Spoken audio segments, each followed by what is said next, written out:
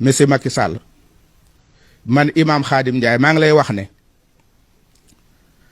am na benn xikma boo xam ne ni ma jëlee ci suñu bàyyi xikma bee maa ngi lay dénk bii nga xam ne benn gouverneur ci gouverneur yi l'islam yi ñu koy wax Muawiyatu ibn Abi Sufyan ñu tegoon ko Irak mu jiite fa daf daan wax ne law anna bayni wa bayna annaasi sha'aratan man qata'at in shadduha arxaytuha wa in arxawha shadatuha nee na sama digganteeg nit ñi population bi sama digg ak peuple bi su fekkoon ak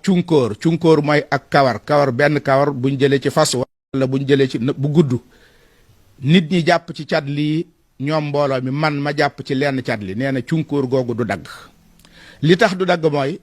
suñ xëccee rek damay yolomal bàyyeeg ñoom waaye buñ yolemalee ma xëccaat ndànk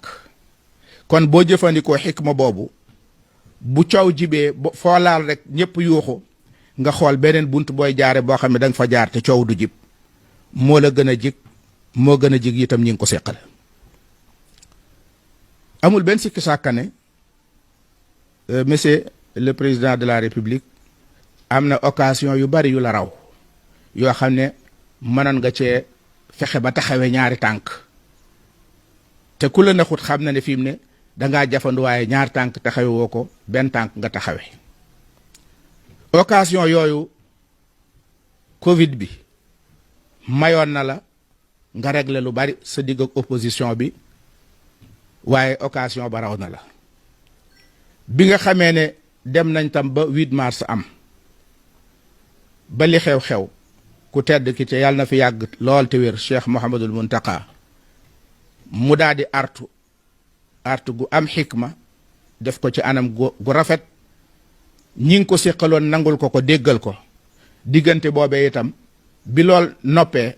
doon naa séentu ci sa discours ak ay dispositions yi ngay jël jàppoon naa ne foofa am nga fi occasion bu toll ni régler problème yi ba taxawee ñaari tànk waaye booba dalaa rëcc. bu leen fàttee abonné te ngeen di bës cloche de notification bi moo tax lépp lu dugal ci ay vidéo ngeen am ko.